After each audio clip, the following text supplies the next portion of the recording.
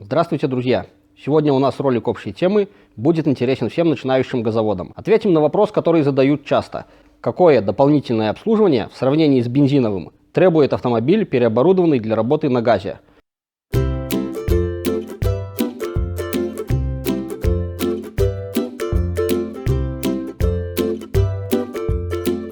Разберем, какие процедуры по периодическому обслуживанию ГБО требуется выполнять, а также сколько эти процедуры будут стоить.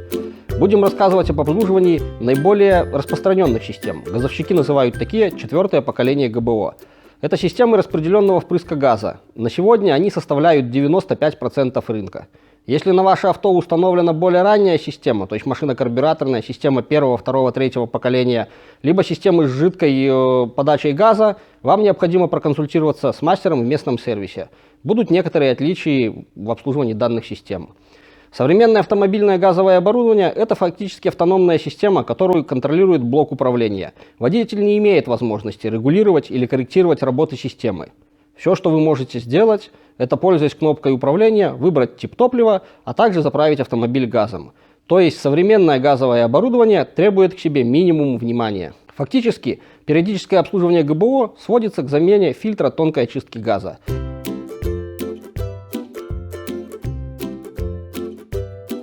Фильтр тонкой очистки устанавливается между редукторами и форсунками. Основная его задача – это защита форсунок от твердых частиц, присутствующих в потоке испаренного газа. Обычно используется фильтр, конструкция которого позволяет захватывать только твердые частицы. Как правило, данные фильтра имеют один вход, один выход, на V-образных двигателях один вход, два выхода. Реже, но также используются фильтра, имеющие два хода и два выхода. Второй вариант фильтра – это фильтр тонкой очистки циклонного типа, или, как его еще называют в народе, фильтр с отстойником. Здесь поток газа идет с завихрениями. Эти завихрения позволяют отделить от газа не только твердые частицы, но и тяжелые, жидкие, неиспаренные фракции. Фильтр циклонного типа меняется не полностью. Здесь необходимо заменить только картридж, а также слить конденсат, скопившийся в стакане. Также обычно используются конструкции один вход, один выход и один вход, два выхода. Как часто необходимо менять фильтр тонкой очистки? Мы рекомендуем привязываться к замене масла в двигателе вашего автомобиля. То есть, если вы меняете масло каждые 10 тысяч километров, то заодно производить замену фильтра ГБО. Периодичность замены фильтра очень сильно зависит от качества газа в вашем регионе. Если газ продают грязный, то фильтр надо менять чаще. То, что фильтр забит, можно понять по поведению автомобиля. На малых оборотах двигатель на газу работает нормально, но если резко разгоняете авто, увеличиваете нагрузку на двигатель, машина соскакивает на бензин.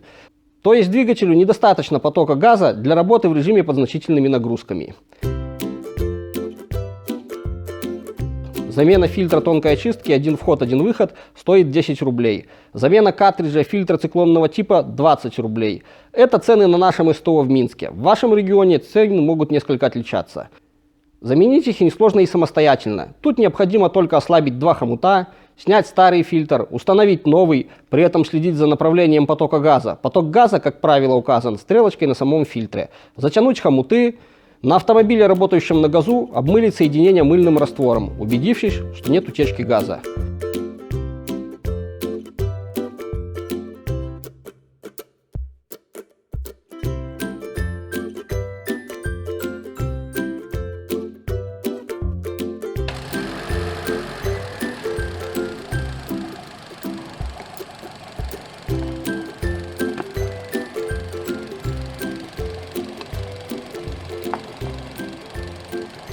Заменить картридж несколько дольше, но тоже просто. Стоимость фильтров в розничной продаже, фильтр тонкой очистки 5-6 рублей в зависимости от производителя, картридж приблизительно 14 рублей.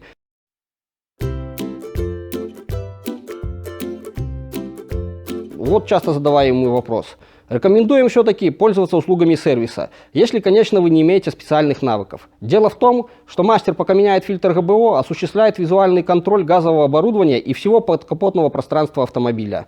Ненормальности, которые вы пропустите и не придадите им значения, он заметит. Это может быть что угодно. Разболтавшиеся крепежные соединения, потертые шланги, шумная работа газовых форсунок.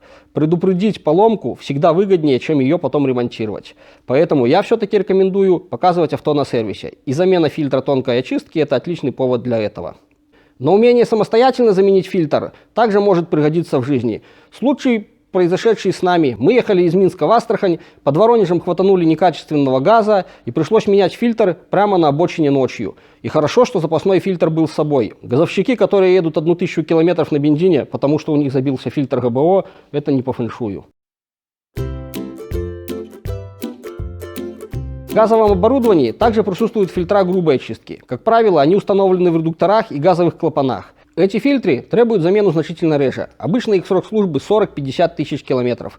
Симптомы того, что фильтр грубой очистки требует замены, такие же. Автомобиль не развивает мощности на газе. То есть, если фильтр тонкой очистки заменен, а автомобиль по-прежнему под нагрузкой скакивает на бензин, скорее всего забиты фильтра грубой очистки. Важный момент, какая на автомобиле установлена газовая магистраль, медная или пластиковая.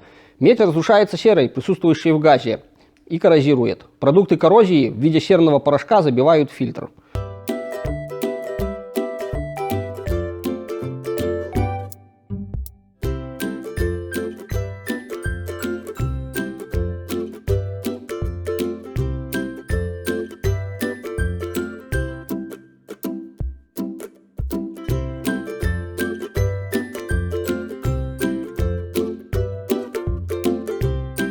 Здесь мы опять пришли ко второму важному фактору. Для нормальной эксплуатации газового оборудования очень важно качество газа. По опыту ремонта и обслуживания ГБО скажу, что значительное число проблем так или иначе связано с качеством газа, которым вы заправляете авто. Некачественный газ может сильно сократить срок службы редуктора, форсунок и даже шлангов. К примеру, в нашей практике были случаи, когда после всего лишь одной заправки некачественным газом приходилось менять на автомобиле весь комплект подводящих шлангов. Газ был настолько грязным, в нем присутствовало такое количество одоранта, что резиновые шланги пропитывались насквозь. От машины стоял запах газа на несколько метров вокруг нее. Замена шланга, ремонт редуктора, ремонт форсунок – это все дорогостоящие процедуры. Поэтому наша рекомендация – меняйте фильтра и избегайте заправок с некачественным газом.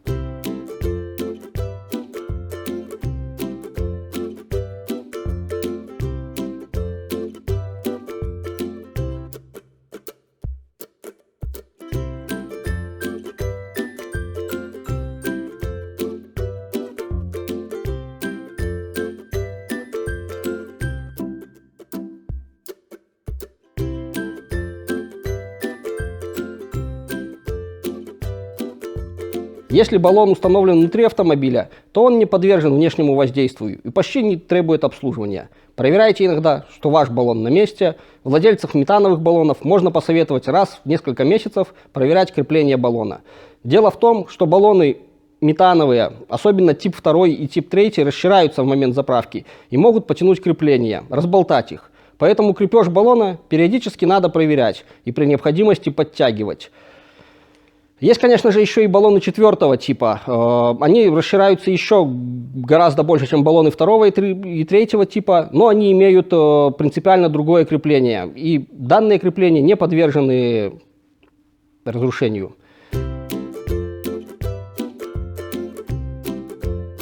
Наружный баллон требует к себе более внимательного отношения. Зимой выпадает снег, на дороге сыплют реагенты. В крупных городах это может быть не просто соль и песок, а очень агрессивные вещества, и баллоны приходят в негодность стремительно. Если не ухаживать за баллоном, закрепленным снаружи автомобиля, то он может прогнить буквально за несколько лет. Иногда не выдерживают даже 2 года до следующей аттестации. В нашей практике часто встречались случаи, когда баллону только 2 года, мастер обстукивает грязь, чтобы визуально оценить его состояние, а вместе с грязью слоями отваливается коррозированный металл. Такой баллон бракуется по глубине коррозии. Очень внимательно следите за наружными баллонами, если это метановые баллоны. Замена пропанового баллона сравнительно недорогая процедура, а замена метанового может обойтись в несколько сотен долларов. Особенно надо быть внимательным владельцам заводского ГБО. Баллоны на этих машинах закрыты кожухами. Владельцам кажется, что они защищены от воздействия внешней среды. На самом деле в кожухе набирается грязь и вода. Баллоны страдают больше обычного. У нас на канале есть несколько роликов об обслуживании баллонов с заводским ГБО. Их можно посмотреть, там о проблеме рассказывается более подробно. Как итог сказанного об обслуживании баллонов. Если баллон закреплен внутри автомобиля, иногда проверяйте надежность его крепления. Если снаружи авто, не поленитесь заехать на автосервис. Перед зимой обработать его консервирующим составом. Весной загоните на мойку, попросите помыть баллон.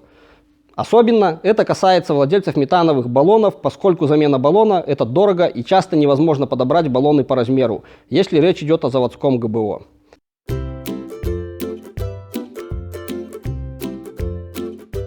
Автомобиль, работающий на газе, требует более внимательного отношения к состоянию высоковольтной части. Дело в том, что сопротивление газовоздушной среды выше, чем бензиновоздушной. Газ сложнее зажечь, чем бензин, и поэтому все неисправности высоковольтной части в первую очередь будут проявляться на газе. Очень часто бывает такая ситуация, когда на бензине машина работает еще ровно, а на газу уже с перебоями. Здесь, конечно, желательно обслуживать автомобиль на сервисе, который может предоставить комплексную услугу – газовое оборудование, полный комплекс диагностики, слесарный ремонт. Например, у нас, если мастер предполагает, что проблема не связана с газовым оборудованием, а скорее спровоцирована проблемами высоковольтной части, то машину передают диагносту, и дальше он уже ищет неисправности.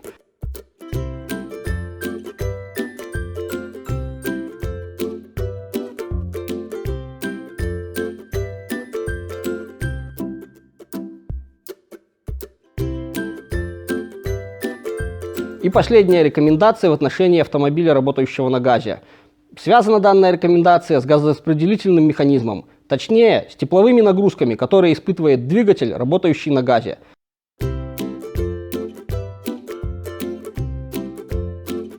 Температура сгорания газа выше, чем у бензина. Соответственно, на газу двигатель испытывает большие тепловые нагрузки, и вероятность изменения тепловых зазоров клапанов выше, чем на бензине.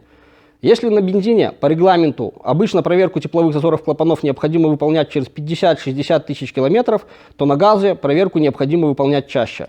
На нашем СТО были случаи, когда зазоры клапанов уходили на автомобилях через 20 тысяч километров пробега.